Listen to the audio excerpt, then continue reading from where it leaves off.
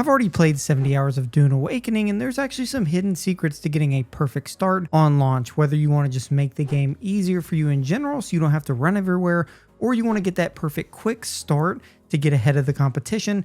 Either way, whether you're focused on exploration or speed, these tips are going to help you get off to the best possible start. Also, we're going to be giving a copy of Dune Awakening in our Discord, as well as if you need somebody to play in with a guild, we also have a guild in the Discord down below, so make sure you join that. So at the beginning, the main thing you want to focus on is your main journey quest. Now, once you get dropped off in Arrakis officially, you will spawn on the bottom part of South Hagga Basin. Now, this is primarily important because you could immediately run to the north and just start doing things and exploring, but I would recommend you start off staying in that bottom area, specifically this bottom middle area, and here you really have two personal choices. You can start your regular journey quest, and as you get to your building quests, you can basically start to build up here by this Imperial testing station, just a little bit to the left of it. I'd recommend building right there or up by the outpost. I think building down by the testing station gives you the biggest overall benefit. Now, the main thing you're going to focus on, again, those journey quests early. Eventually, you're going to come up on a journey quest that's going to take you to this first trial. Now, this is the purple cave icon on the map. This is the quest where it really starts your journey on unlocking a lot of the different things and progression overall in the game. So at any point, you can actually come here and do this, and it is very easy to do. So if you're in the area, you can knock this out very easily. One important thing, as soon as you spawn in, you want to focus on a couple things because you can pick up skill points actually very early. And that's because picking up things and mining things early gives you easy XP, especially picking up like plant fibers, things like that. It gives you a ton of easy XP that can actually get you a bunch of skill points straight from the beginning of the game without you really having to do anything, again, just by picking up items that you need anyways. Again, mining things with your cutter ray early actually gives you XP, not as much XP just because there isn't as plentiful in comparison to the items you can pick up. Also, you get a ton of XP specifically from exploration and discovering areas.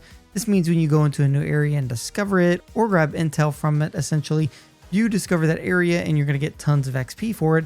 And those research points that you get from your intel from exploring like the outpost will again give you XP for levels, but also gives you intel points for research that you need to collect later. A lot of people are going to rush out of this area and come back and get these intel points. Your life will be so much better if you take the time and get the intel points now, because once you get onto the further areas, you're going to need to research a lot of things to give yourself a much easier time. So don't sleep on exploring early and feeling like you have to rush, because in the end, the people that rush are the people that are going to have to come all the way back for these points later. So again, if you're focused on speed, knowing these things and where to go is super important for getting through this stuff early. Now, once you find yourself at that purple cave location, you can go ahead and knock out this first trial essentially as soon as you find it. Now, again, this is going to give you access to your immediate journey progression and allow you to start a bunch of those excess building quests that you can then quickly progress in order to get your sand bike fairly quick, making all of your exploration a lot easier. Now, one thing we would specifically recommend if you can is trying to knock out these south outposts very quickly. So whether you build your base down here by the purple cave or up by the Imperial testing station to the left of the mountain, once you come down here to do the trial act, we recommend you trying to knock out all of these outposts at once. That way you can go ahead and grab the intel very quickly and again give you a bunch of XP and a bunch of skill points extremely early to make you as powerful as you can get right off the bat. Keep in mind there are 8 outposts in South Hagga Basin. Completing all of these will give you 800 XP and 24 intel points you can use again to spec into a lot of the stuff you're gonna need to learn. Now again, depending on wherever you built your base, you can clear out those 4 major outposts and trial number 1. Eventually what you want to do is work clockwise to the left, go up there and clear out those outposts up there, and then immediately circle back and jump up to the outpost. Now once you go to the outpost, you're going to get a couple things at this point. You're going to get some contracts for some immediate quests that will actually give you some pretty handsome early game rewards, as well as XP, and also where you can get the trooper quests to unlock the trooper skill tree, which we're going to use to progress even quicker. So you want to make sure as soon as you're able to grab that from the outpost, you grab that as well and get that started. We're going to be conquering that very, very soon. Now, once you do that and you grab all the contracts and things that you can from the outpost and cleared out the bottom outpost and the outpost in the top left, you're essentially going to want to continue that path and make your way over to the blue Imperial testing station icon on the map. Again, we should have built our base right here, which makes it prime location for us to easily move back and forth. Now you want to start going on the top of the mountain first. This is where Derek, or the planetologist trainer, is going to be. You want to talk to him first before exploring the Imperial testing station, primarily so you can get that planetologist quest started. Now, one cool thing about the planetologist trainer in specific is you don't actually have to talk to him and start the quest to get the quest item that he needs to actually complete that quest. So you don't actually have to go and speak to him first. What you can do is immediately go down into the Imperial testing station. By this point, you may have had a couple things already built. You may already be on the quest to get the sand bike parts, or you may not. Either way is perfectly fine. No matter what, you can come in here and clear out the Imperial testing station and make sure you get the secret item located in the secret area. Make sure you get that so you can turn that into him to complete the quest. And also while we're here, we're going to want to make sure we get the Emperor's Wings MK1 blueprint. This is going to be a great blueprint for us to help us fly around the map and just make exploration a lot easier. And you also want to make sure, again, you get all the bike parts you possibly can here that you would need, because we're going to need those to craft our sand bike without having to come back here and explore again. Now, once you leave the Imperial testing station, if you want, you can immediately return to your base, because your base is right there. Drop off everything that you've gotten, continue any building quests as needed, and immediately walk right up and complete that planetologist quest, which should then again give you access to that skill tree. Now here, eventually you'll get a quest that will require you to go to the green shipwreck. Now immediately after that quest, we're going to be able to start building our automatic weapon, which is going to help a lot early on. So basically you can quickly walk right over there to the ship. You can complete that, come back, build your automatic weapon at your base, and then at this point you should be able to complete a couple other build quests. And since we basically have all the materials already, go ahead and build our sand bike. And once you progress your main journey quests and build quests enough, you should be able to build this. And once we've built our sand bike, we're going to make sure that we already have the trooper quest started. If we don't, we're going to go to the outpost and make sure we get that started. And once we get that started, our main goal here is going to the top right part of the South Hagga Basin, where you're going to complete the trooper quest to complete that quest line. But while we're up there, we're also going to complete the other outposts that are in that area, so we do not have to come back as well. So we're going to go up there with our sand bike, complete the trooper quest, complete those other outposts. We can come back and turn in all that stuff and any remaining contracts we have at the outpost itself, which should basically complete all of Hagga Basin South. Now at this point, it's going to tell you to go up to the Vermilia Gap areas, where I'm going to kind of separate this because this is a little bit more freestyle in terms of when we go up here, but there are a couple mistakes you can make that will set you back a little bit. So ideally, one of these contracts in specific that you're going to complete, called the Scrap Metal Bike Quest, which essentially has you turn in a bike engine, will actually reward you with a sand bike booster or a sand bike inventory for free. You want to make sure here that you're using the sand bike inventory, because transferring even basic stuff or special things like your EMF generators or just special resources in general you need, as well as base building materials up to the next area, is going to be incredibly important. So you want to make sure you get that and attach that sand bike inventory to your bike so you can hold all those items, or as many as you can carry. Then at this point, we'll need to worry about setting up our advanced subfief in the next area and rebuilding a base up there. Again, you don't want to focus on spending too much time on a base down south if you can help it, because you're going to immediately go up north and build a somewhat more of a medium permanent base, even though eventually you're going to move again and again and again. So you want to load all of your primary stuff into your inventory, make sure you can build your advanced subfief, go up to the north and build that advanced subfief, and cross from this specific point to the Vermilia Gap area above, because it is the shortest distance.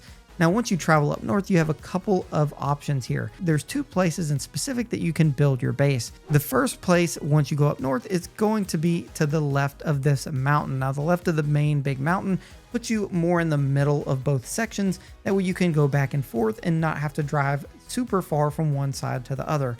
The other best spot is going to be in the top left corner of the West Vermilion Gap area, which will give you access to other later game areas without ever having to totally move your base over and over and over again. Keep in mind, if you're trying to rush and get a big permanent start, that foothold up there is going to be very good. If you want just more of the exploration and you'll move your base over time, which is perfectly fine as well, you can pick again to the left or right side of that mountain so you can be more central in terms of the areas. I know I built in the beta on the right side of that mountain, and it took me a long time every time I had to travel to the left side of that west part of the map. So if you're going to do that, build on the left side of the mountain. That way you're just more central to everything. Now once you get here, again, you're going to drop your base down very quick. You want to go ahead and drop a small base down, just get your stuff put in there, and then upgrade and expand from there. The last thing you want to do, which I experienced in the beta, is go up there and immediately there's a sandstorm. Just because you're unlucky, you don't hide from it and you lose literally everything on your person. That would suck, and you'd basically kind of have to start over. So don't do that. Get a quick base down and then expand it from there. Now once you get a base set up, the very first thing you want to do is take your Solari and your sand bike and go over to the outpost or the anvil that's on the right side of East Vermilia's Gap. Here you can buy a couple things, the main things being your MK2 cut array, which will allow you to mine iron, and then your Dew Reaper, which will allow you to harvest the plants and store them in your leader John. That way you can hold water and get water very easily. Without the Dew Reaper, you're struggling with water. I promise you can easily struggle with water, just having to drink blood over and over and over again.